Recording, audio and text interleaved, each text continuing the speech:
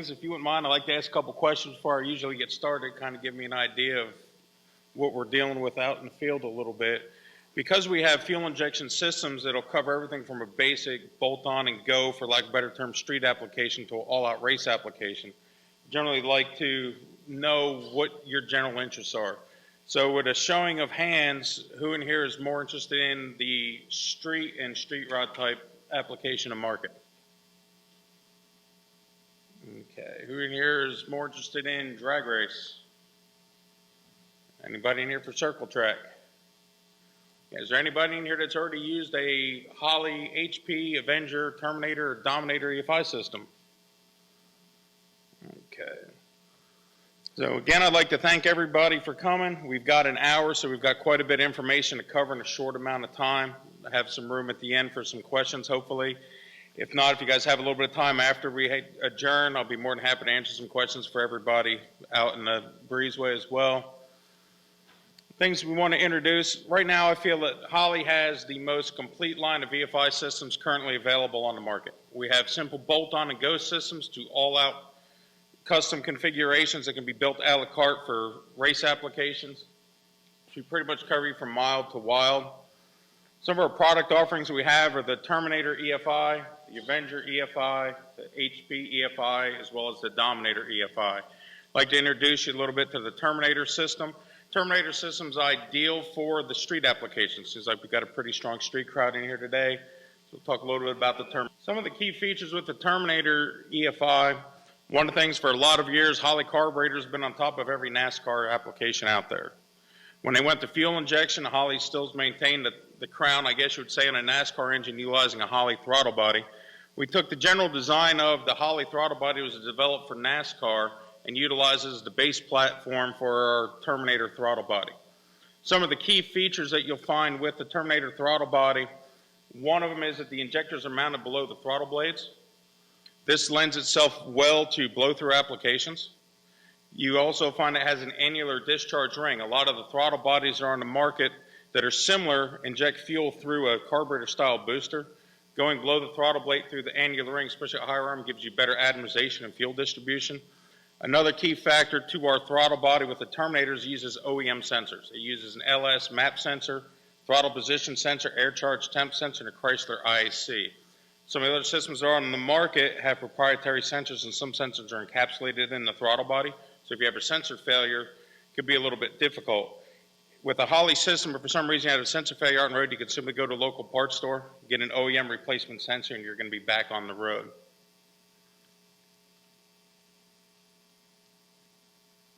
The Terminator throttle body comes in two basic finishes and variations. We've got the hardcore gray, which is a mil-spec hard coat anodizing. Not only does it give you good looks, I always say that black, I think, is the new chrome out there. It also gives you a lot of corrosion resistance. We have the polished version available. The systems are complete with the throttle body, handheld programmer, the main harness, all of your sensor packages. The only thing that they do not include is going to be your fuel pump, your fuel lines, and your regulator. We'll cover that in a little bit deeper. Some of the things with the Terminator, one of the key features is for an average application, it does not require a laptop for tuning. You can go through a handheld programmer in less than a minute. You can answer some multiple choice questions. Once you answer those questions, you'll be able to get the engine up and running. Once the engine's up and running, once you get at the temperature in a street vehicle, it goes into auto learning fuel strategy mode. You can simply drive the vehicle and it'll essentially tune itself. It's compatible with 700 R4 transmissions without requiring an additional adapter. It's got Ford kickdown linkage for your standard Ford 3-speed transmissions, your C4, your C6. Supports up to 600 horsepower naturally aspirated, has 480 pound-per-hour injectors. It's plug and play through the handheld to do timing control with a GM small cap HEI, as well as a Ford TFI distributor. One of the key features with the system is you can set it up with a handheld, but all of our systems are modular and upgradable. What that means is you can take initial setup with a handheld. Instead of going through the handheld, you can connect to it with the HP interface software. The ECU supplied in that system has the ability to do multiple throttle bodies. It could be converted to multi-port. It'll do 4 stages of wet or dry, progressive nitrous, water meth, boost control. It's compatible up to 5 bar. It'll run waste spark and smart coil DIS systems. It has 4 gigs of internal data logging that you can set up the data set up to 100 hertz. The capabilities are broad spectrum. It'll do basic traction control as well. The limit of an HP style ECU that's included with the Terminator, the HP, and the Avenger systems is you have 4 inputs and outputs. You can go beyond that into a Dominator, which we'll discuss, and it opens up those capabilities quite a bit further. Some of the things with a street application that you'll find it's a real common problem now with the ethanol and oxygen additives is percolation and vapor lock problems. Percolation problems are more and more common every day. Going to a fuel injection conversion, you're basically going to eliminate your issues with percolation and all but eliminate your issues with vapor lock because the system runs at 43 psi, significantly increases the boiling point of the fuel. We do require a return line with our systems. There are some systems that don't require a return line. You could potentially run into some issues, especially in higher horsepower applications or real hot weather with getting vapor in the fuel and deadheading it and cavitating the injectors. So one thing with our system is all of our systems we do recommend and require a return line with.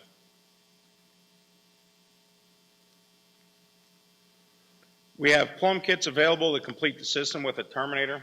We go from a basic system to a higher end system. What they will include is the pre-filter, the post-filter, approximately 20 feet of fuel line, and the appropriate regulator. You can get into the basic system that's on the bottom, the 526-4. It's a 255 liter hour pump. Includes Earl's super stock hose, which has been reformulated to be compliant with pump fuels, all the way up to the top system, which is going to have the Earl's Performer Flex stainless steel braided hose, billet fuel pump, billet regulator, and billet filters.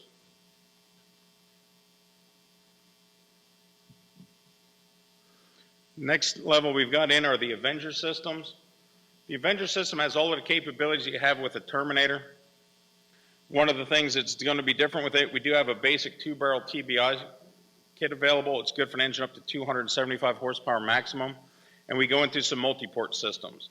On the Avenger multi-port system, they come complete with the fuel pump, the filters, the regulators in it, and matched injectors based on the horsepower that they're designed for. We have a multi-port system available for conventional 23-degree small block Chevy cylinder heads. We have it available for Vortex cylinder heads. We also have them available for rectangle and oval port, standard deck and tall deck big block. The Stealth Ram system is available in polished or satin. It's strictly for a small block. We have it for 23 degree as well as Vortex style heads. The Vortex manifolds are also compatible with GM fast burn cylinder heads with the raised ports and the dual bolt pattern. Features of the Avenger, they really fall in line and parallel the features that you have with a Terminator system. The self-learning automatic fuel strategies, the ability to control GM HEI, as well as the Ford TFI in the current release. Again, the key feature is that it's modular and upgradable. Going beyond the Avenger system, we get into the HP. When you get into the HP system, we have multi-port systems available similar to the same offerings that we have in an Avenger. One of the key differences, they do not include fuel pump, filters, or injectors. You'd match up your fuel system based on your horsepower requirements. Because those systems are designed to be laptop programmed, the sky's the limit as far as what you can physically set up with it. Your horsepower limitation at that point is physically going to be your engine combination. We have universal multi-port conversion kits that are pictured in the upper left. They're available with 1,000 or 2,000 CFM billet throttle body. They include 8 welded injector bungs, the ECU, main engine harness, power harness, your standard sensor package, your software. Take any single plane intake manifold and readily convert it to multi-port. Weld in the bungs, have the machine shop drill the fuel rails, match up your injectors and your fuel pump, and you're good to go. The other thing we have available are universal engine management systems. We have plug-and-play engine management systems for GM 24X and 58X LS engines. Simple plug-and-play for engine management. We have plug-and-play systems for GM tune port, as well as Stealth Ram conversions. We have a throttle body standalone plug-and-play system, as well as a universal multi-port with a pre-terminated harness and an unterminated harness. So if you have an all-out custom application, can't get a standardized harness for it, you can get the unterminated harness. It's 15 feet long. It's terminated at the ECU end. It includes a pretty broad selection of your common connectors and pins for coolant temp sensors, map sensor, TPS, injectors. I set up a custom configuration. When you get into the HP, again, keep in mind that the HP is the same ECU used with the other systems. You've got the option for the 5.7-inch LCD touchscreen. It has 8 sequentially driven 8 and 2 peak and hold injector drivers. so it'll drive up to 16 fuel injectors. If you've got a 4-cylinder application, you could actually run 2 injector sets with 1 set stage. So if it's a 4-cylinder force inducted turbo engine, you can run 1 set injectors on street applications, lower horsepower, and stage a 2nd set in under boost. You have your internal data logging with 4 gigs of internal data logging, and your 4-stage wet or dry progressive nitrous, your boost control, your water meth, your individual cylinder timing, and progressive fuel strategies, and they work with 4, 6, and 8-cylinder engines. With the system, the standard base mapping is going to be utilizing in a fuel flow strategy. So if you're new to fuel injection, but you're used to carburation, especially if you've done any dyno work, it'll really translate well. When you get into the fuel mapping strategies, it'll show in pounds per fuel, but they also can be configured for VE fuel strategy. Fully sealed connectors, the ECUs are potted. Because they're potted, they can be mounted underneath the hood of the vehicle. You want to use, caution as far as location relative to heat. You wouldn't want to mount it right on top of a header where you'd have a heat problem, but they're fine with moisture. 5-bar capabilities, 2 knock sensors. It'll work with a stepper as well as pulse width modulated idle air control valve. It can be configured in speed density, alpha, and or combo mode. So what that's going to do is really eliminate your issues. We get calls a lot, well, I have a big cam, I don't make a lot of vacuum, I'm not going to be able to use fuel injection.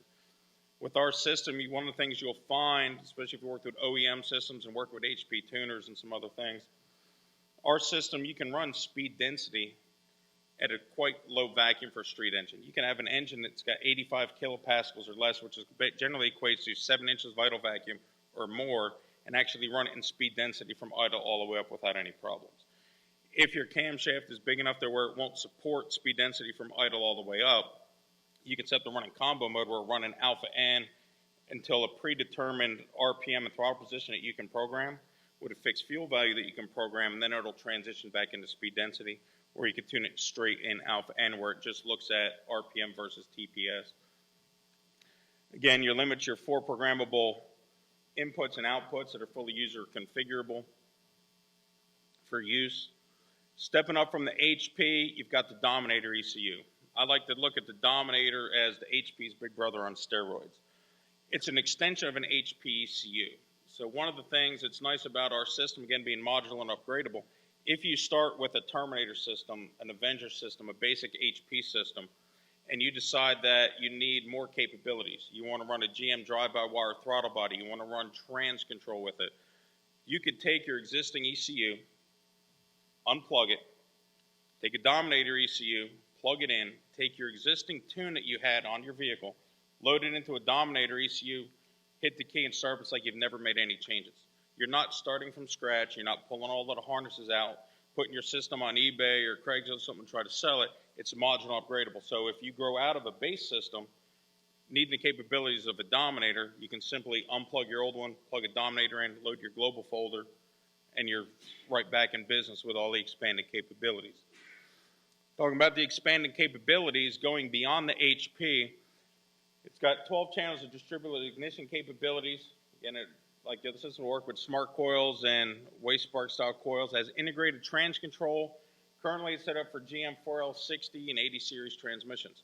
We are actively working on 4R70W Ford transmissions. We then expand that out.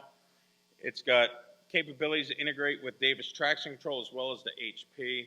Again, you're limited on the HP, your 4 inputs and outputs. With the Davis traction control, you need to have their module and their box. If you're building a race car and you're thinking about going with traction control, the money that you save by buying Davis's traction control box versus a straight up Davis traction control system will pay for a Dominator ECU. You're going to save a couple $1,000s by buying his box, have the same capabilities, and you just saved enough money to buy your engine management system. The Dominator's expanded out to control drive-by-wire. It'll run dual drive-by-wire trans control, currently set up for GM. We are going to be doing some future releases here real soon for mod motors and Hemi. We're going to have plug-and-play harnesses for late model Hemis. We've got the coding and a setup for Ford mod motors. One of the things that's kind of been the bane to a lot of people with the Ford mod motors is working with the cam sync, trying to make it work. With the new ECUs and the new software, we've gone beyond that problem that people have where you can use a factory cam sync without any issues, get the sync up and running sequential. It's got the capabilities of really working with any conventional ignition system you've got. If you've got a timing control HEI, if you've got a Ford TFI, a 4X crank trigger, 24X LS, 58X LS.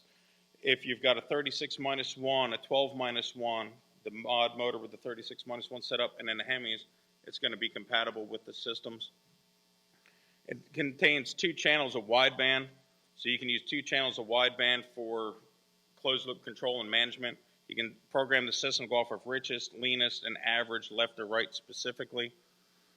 It's got 2 CAN bus outputs. Our system will connect to a Holley touchscreen. It'll also export data to a RacePack dash.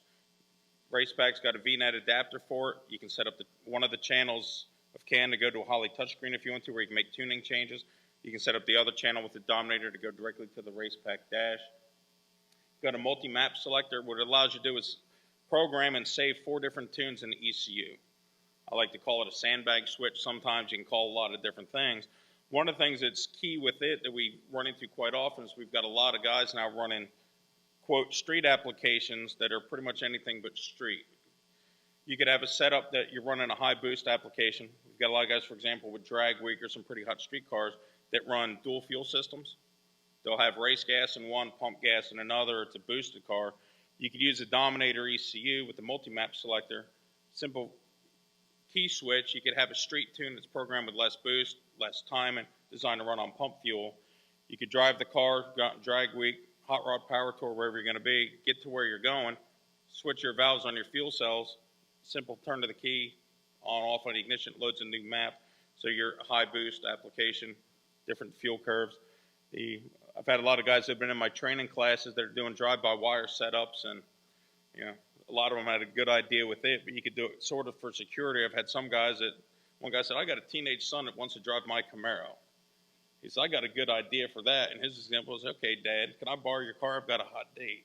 He's like, sure, he can go out and he can actually flatline it, soften the tune on the drive-by-wire, and limit how far it'll open. So the guy can go out there and just hit the key and detune his car. So I've had some guys say, well, you could do that even with drive-by-wire and cut it down to about 10% throttle. Or if somebody tries to steal your car, they can fire the thing up, but they're not going to get very far. So there's a lot of unique things you can do with the multi-map selector.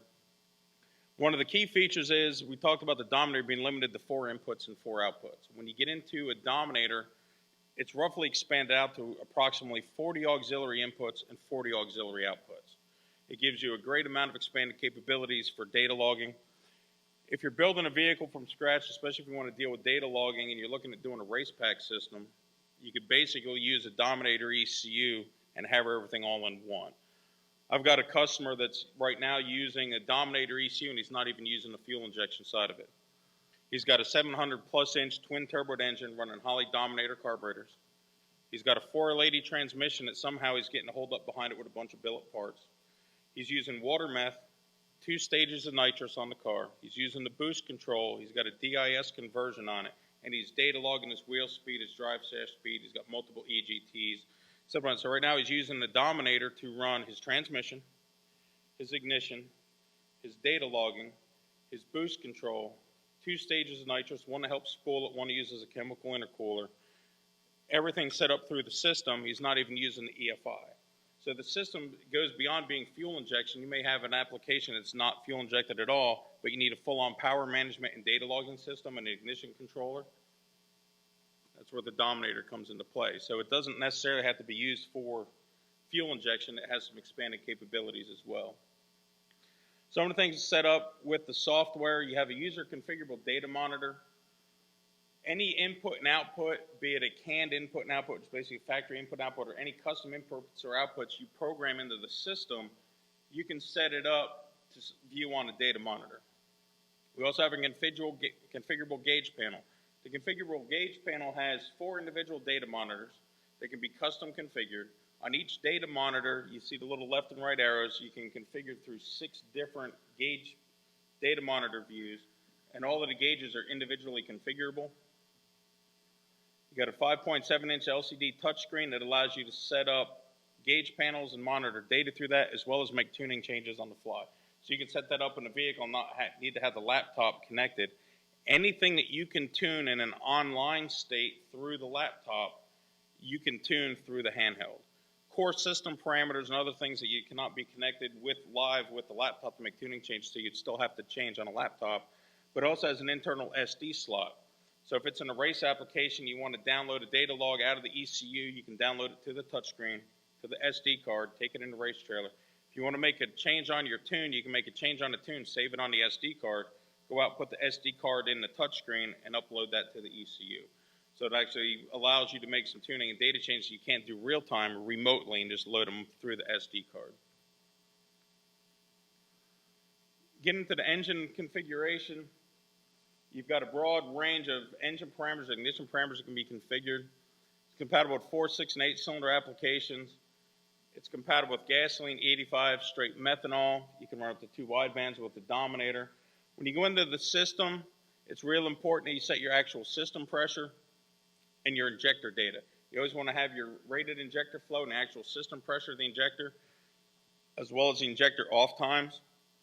For all of the Holley injectors and a lot of the common Moran and some of the Siemens injectors, the larger injectors, we've actually got a drop down. If you go into your custom multi-port setup, you can select your injector and it'll populate that data for you automatically. In ignition types, one thing that's set up in the system is you've got your main over-rev and it's got your 2-step built directly into the system. You may have a lot of people say, if I'm going to fuel injection, I've already got an MSD set up, for example, in the car. I've already got my 2-step. Why would I want to hook up my 2-step through the Holley EFI? One of the key features and reasons why is if you're using closed loop on fuel control and you have an external 2-step built into it, when that activates and starts dropping cylinders, if you're trying to utilize closed loop, it's going to be picking up that false lean in the exhaust and it's going to jack your fuel map way out in left field. So with our system, anything you have for a modifier, acceleration enrichment modifiers, if you've got nitrous active, if you've got a boost builder active, anything that would affect the reading of the tube, the system in the background will automatically put it in open loop until that condition goes away. So if you're set up on the 2-step and you've got your button on the trans brake, it goes on the 2-step, it's automatically cut and close loop. The second you let out of it, it's going to put it back in closed loop for you. You've got the 2 NOG sensors. It'll work with resident and non-resident 1 2-wire NOG sensors. One of the things I'm going to bring up, if you get one of our systems, just because we see it happen a lot in the field, under the ignition you've got a listing for cranking parameters. The cranking parameters are going to affect it just when the engine's cranking. You have a program, crank to run RPM. What that crank to run RPM is the RPM at which the system goes from being in a startup mode to an actual run mode. So once it gets above, in this case, 400 RPM, it's going to go from your cranking fuel, your cranking timing, your cranking idle position into the main areas of the fuel map. You want to be conscientious that you don't lower that. A lot of people see that and they think that's the RPM that will actually start.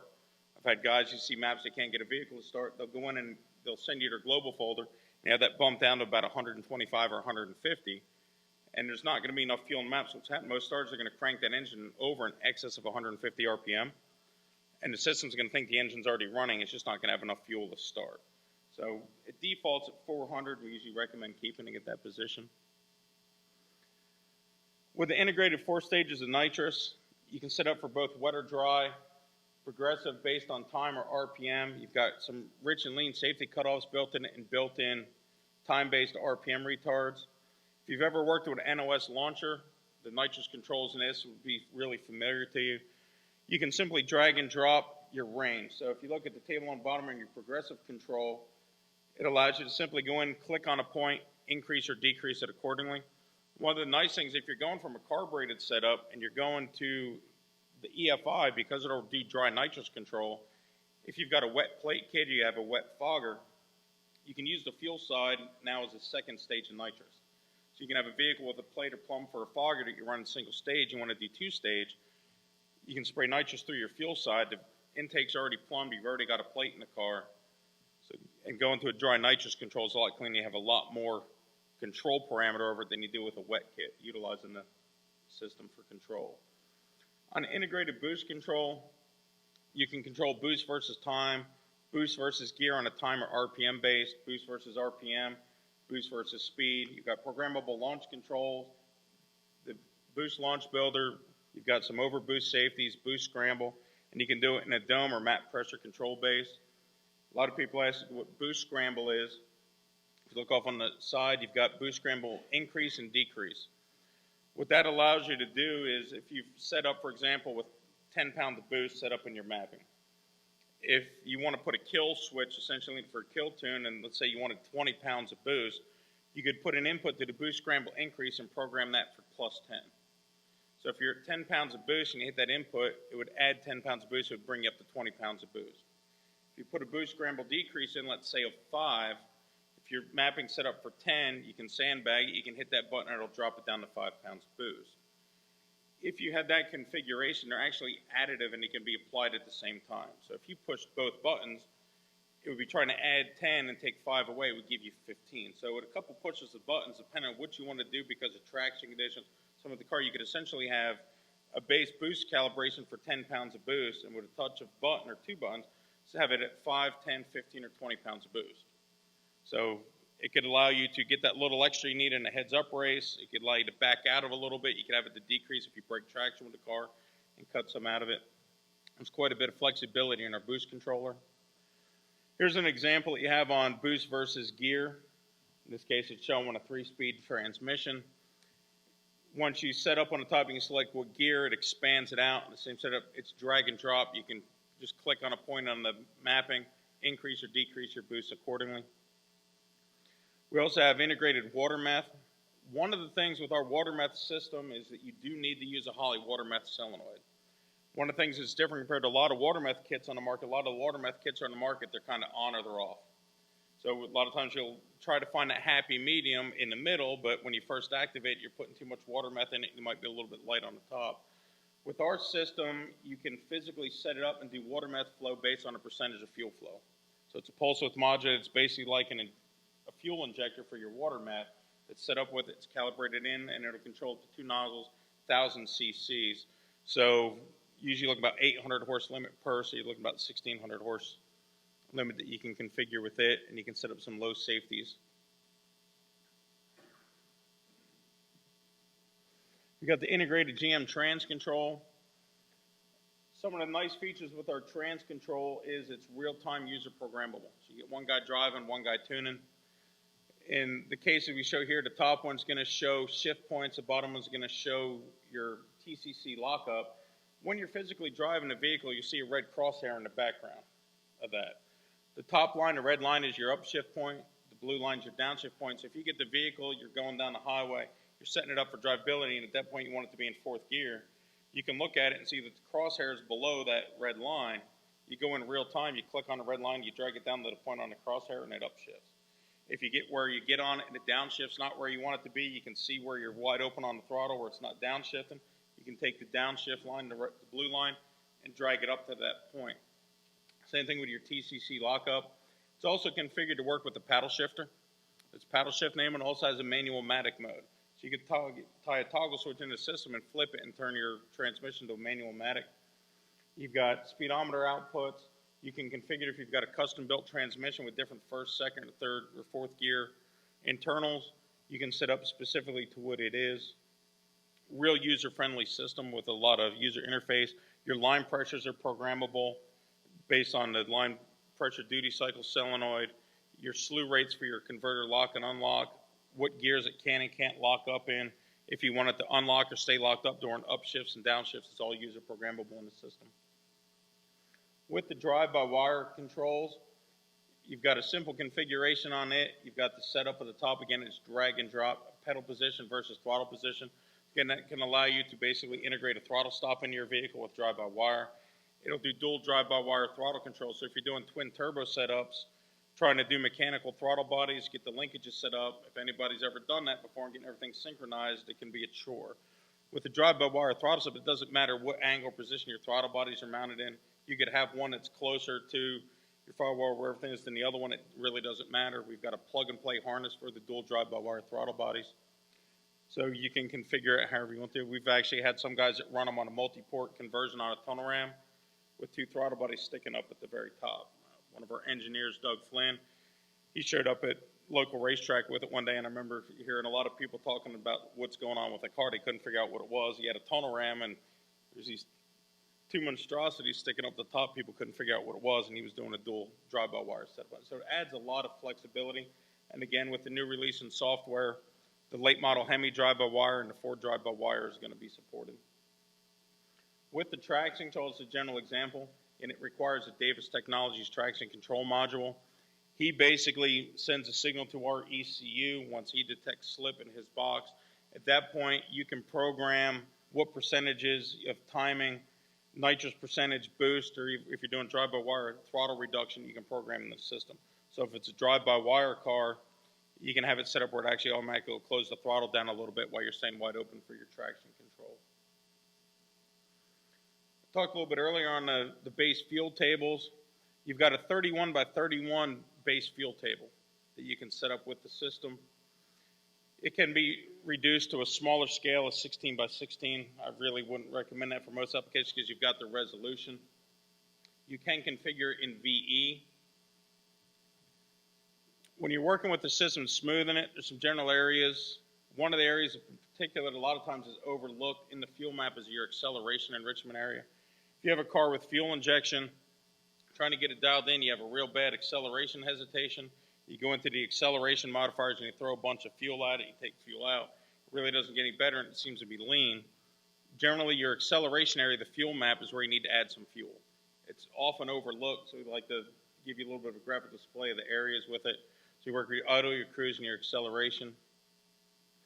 We've added a lot of user-friendly and intuitive tools into the system. You can use some fill tools, you can use some point-by-point tuning. One of the key features that I use a lot and recommend, you can highlight an area of the map. You could use a fill to allow you to increase or decrease by a specific percentage or specific hole number. But you can also use a control in up and down and left and right arrow keys. So if you hold the control button down and you go up, it adds 1%, you go down, it reduces 1%, left to right, it's a 5% change. So if you get a car that's set up, it's dialed in, the air quality changes at the track. You know, for example, you've had, say, a 2,000-foot deviation in your altitude. I'm going to highlight the entire fuel map, hit the control key and an up or down arrow key, whichever way you need to go 4 times would be 4% mean fuel flow change, which is about where you would need to be. You can also zoom into that area that's highlighted if you had peaks or valleys in it and select the smooth feature. It'll automatically smooth it, and you can also hit in on a graph, and it'll zoom the fuel graph in on just that area, give you better resolution. You can look at it and check your fuel map with the fuel graph. The fuel graph should always be a nice, clean, smooth, linear plane, as you see on the left-hand side. If you see peaks and valleys in the fuel graph, it's not good. You can go in through the fuel graph, use your control key, your up and down arrows, you can toggle through, so if you see a peak or a valley on the graph that you may not have seen looking at the actual fuel table, you can go into that area of the map and use your control arrow keys, click on a specific point, increase or decrease the fuel to balance and smooth it out. One of the things I like to tell people, the fuel graph should always be smooth. When you're looking at your fuel table, if you were to blindfold yourself and tie your hands behind your back and somebody told you to run up the hill, you basically want to run up the hill you've got on the left. If you did the same thing and you tried running up the hill on the right, you're going to trip and fall and stumble. Same thing's going to happen with your fuel mapping. If you have a jagged fuel map, it results in a jagged fuel graph, and your engine's trying to run up that hill and it's trying to run through those peaks and valleys, it's going to stumble, stutter, fall on its face because it can't transition through them smoothly. So it's a good form of checks and measures when you're looking at your fuel mapping. You pretty well have it dialed in. Look at that graph and smooth it out, make sure that you've got a nice even plane. On startup fuel tuning, again, really user-friendly. You can go in relative to temperature from 40 below to 260 degrees. It's your fuel flow cranking pounds per hour. If you feel it needs a little bit more cranking fuel in the area that you're in, it'll actually highlight the data point with a green dot. You can click on that dot, increase or decrease it accordingly. Acceleration enrichment works the same way. You've got AE correction versus rate of change of TPS as well as rate of change of map sensor. You've got some programmable blanking windows in it, so you can program the system to ignore certain amounts of load change as well as throttle change. You've got your correction percentages versus TPS.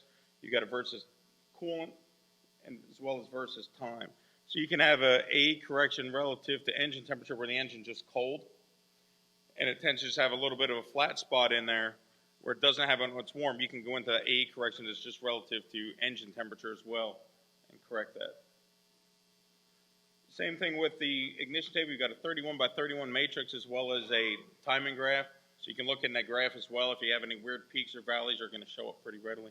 You can use the same tuning principles on those ignition tables. When you get into closed loop and learn, one of the key things everybody's looking at now is auto learning fuel strategies and auto learning fuel systems.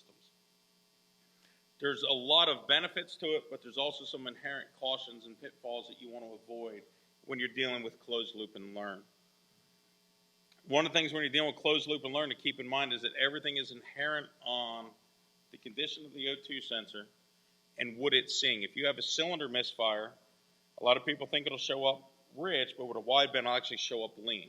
If you have leaks in the exhaust, if you've got the O2 sensor mounted at the end of a collector without enough transition after it, it's going to pick up atmospheric reversion. There are some aftermarket headers now that are utilized where you'll see that they come with a factory O2 bung in it with a real short collector, and the O2 bung is basically right where one tube is coming into the merge. Essentially, you're going to be sampling off of one cylinder. You start looking at that in the data log, you're going to see a lot of spikes and peaks values. It's not going to be a smooth transition. It's ideal that your O2 sensor has 6 to 8 inches after the merge where it's located, and ideally 18 to 24 inches of pipe after the sensor to eliminate issues of atmospheric reversion. One of the things with our system, I talked earlier about door and modifiers and other events that it will physically put it back in open loop. One of the things we've put into the system, if you go into an acceleration enrichment event, it puts it in open loop. But if the system sees that your actual air-fuel ratio is a point or more leaner than your target, and it sees it there for more than a half a second, it's going to force itself back into closed loop to help protect your engine. So it'll actually go back into a closed loop state if your tune's that far off to try to help protect it. In a decel condition, it also kicks it back into open loop until your RPM drops to 400 RPM above idle speed.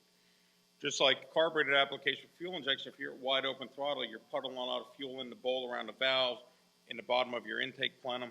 You let out of the throttle closes, your vacuum comes up high, fuel hits its vapor point, and you'll get a rich gulp basically in the engine. With our system with the closed loop and learn, it's quick enough, especially at higher RPM, that when it happens, if it stayed in closed loop, it could actually suck and put a crater in the fuel map. It'll try to compensate for it. So it'll do that automatically. The learn function basically works down closed loop, and it will not go into learn until you're physically up to operating temperature with no modifiers in play, because you wouldn't want to have coolant enrichment modifiers in play, have the learn modify your base fuel map, and when the engine comes up to temperature, it's got to chase itself back out. You can get a configuration where it's set up. At that point, you can run it in some variable areas on the dyno, but basically it's to show you how fast the system can set up and learn. In some of our training that we do down in Bowling Green, I've done some of my tech guys, we've actually taken a full-size Chevrolet Suburban, take 50% of fuel out of it with 4 or 5 guys in it. You can literally get it up to temperature, 2-foot it, get it to idle, and go out and gradually increase the wide open throttle in about a mile, bring it into variable load, come to a stop, pull out and leave, and you really wouldn't even know anything happened. The learn strategies are extremely quick, especially for a street-driven vehicle and application. Some of the things when you're working with it, with some of the risks, we talk about proper O2 function being real important. You want to have your 12 to 18 inches minimum of pipe after it. I like 18 to 24.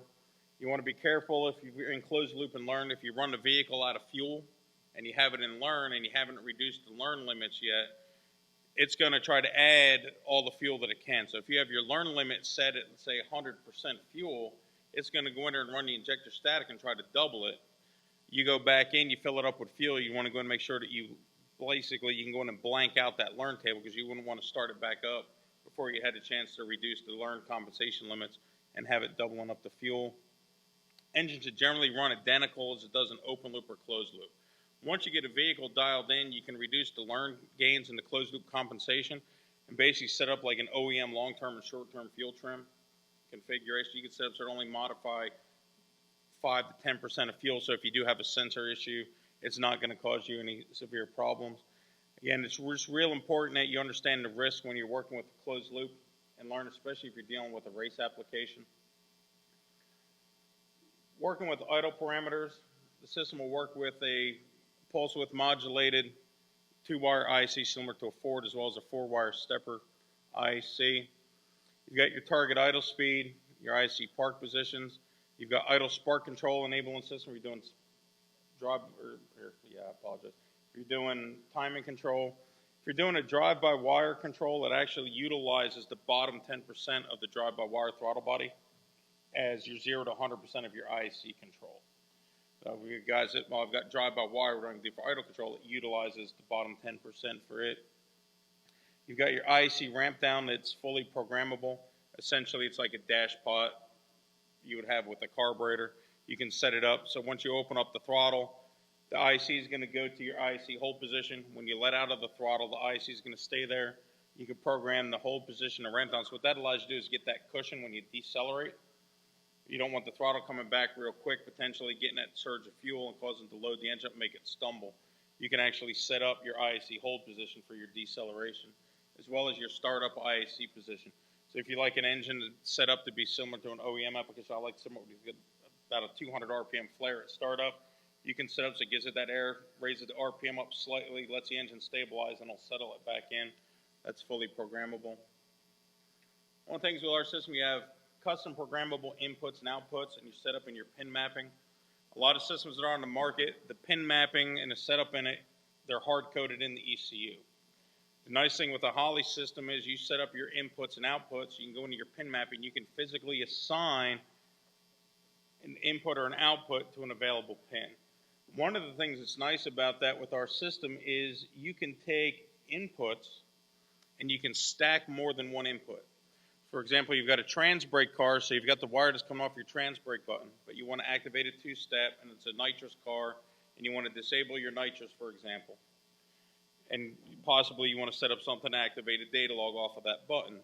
You can take those inputs, set them up off of that configuration, program them internally. So you'd set up your two-step, you'd set up your nitrous, set up your trans brake, set them all up as grounds, and you can go to an input and drag and drop and assign all of those inputs to that one input wire, so you don't have to run and split out and go to multiple inputs into the ECU. So you can have a one wire come from your trans brake button, just assign them internally, and that one wire will activate all three of those simultaneously without having to branch out with your wiring. Another nice thing with the system, not that you'd want it to happen, but we've had some guys that have damaged something in the field. They have a wire off and they short something out. You could have a car that's set up, let's say you're doing something with your trans brake and you've got some wires loose and you short out somehow and you damage an input driver to the system. The connectors at our ECU, you don't need a pin tool to remove a wire and a pin. So you could actually be set up, they could be calling you to get back into staging lanes and you're putting things together and you damage an input. You can go into your software, reassign it to another input, leave the car the way it's wired, go to your ECU connector, you hit the quick release on it, take an input that you're not using, pull a pin out of it, swap yours over to it, put the lock in it, plug it back in, assign it to that input, and you're back in the staging lanes. So things aren't specifically hard-coded to the ECU. It's completely user-flexible for the setup in the system. You can do custom inputs. Here's a basic example of a drive shaft input. You can set up on the inputs and outputs on the multi-channel. You can do pulse width modulated outputs. On the inputs, you can have ground, power, 0 to 5 volt, 0 to 20 volt, thermistor inputs. You can have VR speed inputs with a Dominator ECU, which is a magnetic sensor, or Hall effect inputs, frequency inputs set up as well. So you can set up with a Hall effect sensor. You can program it for your min-maxes. You can set up warning enables and outputs. Your 8 pulse per rotation, you can configure that. If you've got pulse to average, you may have a reluctor wheel that you're trying to get speed input on. And for example, let's say you're using a 12-1 reluctor wheel. If you're trying to look at with your range in your data log, and if you've got it set up for 12 pulse, it's going to be off by the 1. If I set for 13, it's going to show the dip. So you could actually go in and set your pulse per rotation, so it's looking at averaging, so it stabilizes your input on your logs as well. You have a fully user configurable data logger. Just like the data monitors, you can user configure for every input and output. One of the nice things with our data logger is that you do have 4 gigs of internal data logging, which is an immense amount of data. The system will data log, you can configure it from 0 to 100 hertz, so 0 to 100 samples a second. Some systems that are out there, you're limited on how many of your input and output channels you can physically data log at one time. The Holley ECU automatically data logs every input and output channel, both your factory input and output channels as well as any of your custom inputs and outputs. It allows you to configure it however you want to. There's integrated math channels. You can save notes with the system, so you don't have to keep a separate logbook for your runs. There's a data log note function that you can put in your chassis setup, your weather station data, your track data, everything, and keep it specific to the logs. When you're working with tuning, I'm going to kind of round out the last few minutes here a little bit with range and tuning. There's a lot of different ways you can tune and set up an engine. If you're dealing with a maximum effort race engine versus a street engine, your tuning principles are really going to potentially be quite different. With the street application, you can set the system up in learn mode, go out and drive it. With a maximum effort race engine, it's real important to reduce the cycle time you have on that rotating assembly and your components. When you're working with doing base fuel setup on race engines, there's a couple ways you can do it. One of the ways, and it's the most common way that I would recommend somebody do it, is you can basically do essentially what I call a one pass or one pull tune. Run the system in closed loop. Make sure that your hardware, everything's properly matched.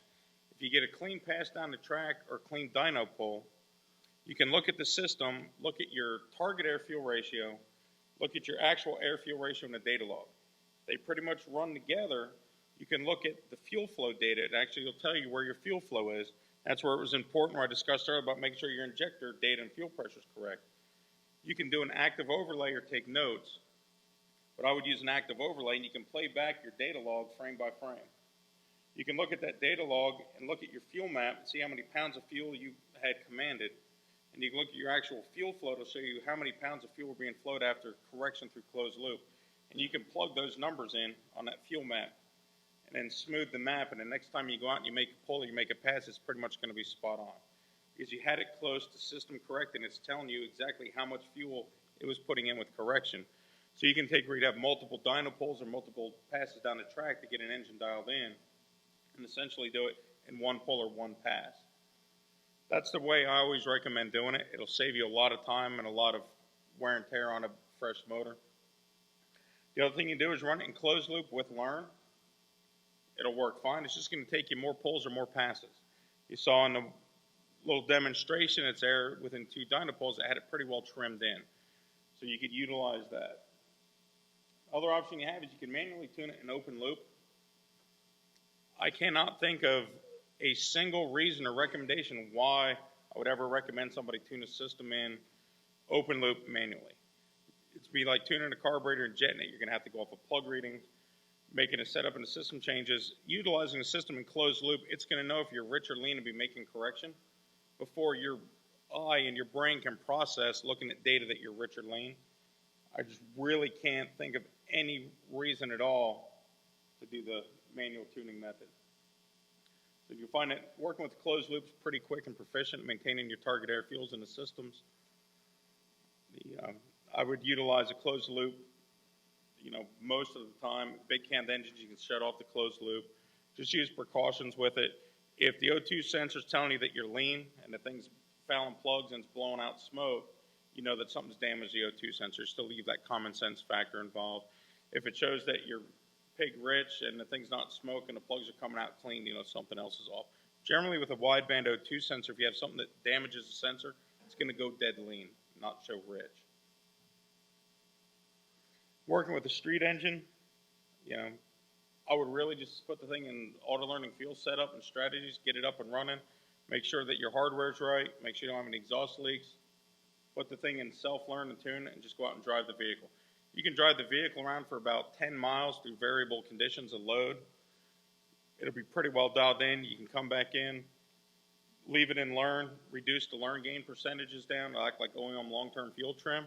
It'll still allow it to make corrections, but you just basically reduce how big of a swing that it can make and let the system basically chew at that point when you drive. You could also, once you get it dialed in, you can take it completely out of learn if you wanted to.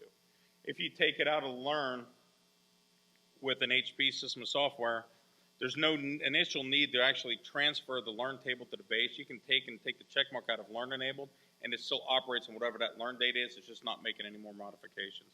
If you transfer learn to base, you need to make sure you smooth it. We've actually put an auto smoothing feature in the software that'll go and smooth it. Then you still want to go in and look at that graph and just make sure that it's pretty smooth.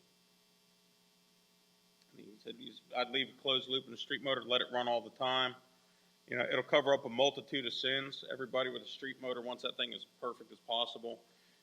Guys will take big cam, big heads, big intakes in a street car, and they still want it to act like they just, you know, fired up their brand new Tahoe, driving it down the street. If you leave the system in closed loop, let it work compensations, it's going to cover up a lot of different factors. Atmospheric conditions, different load ranges on the road. Leave the setup in closed loop.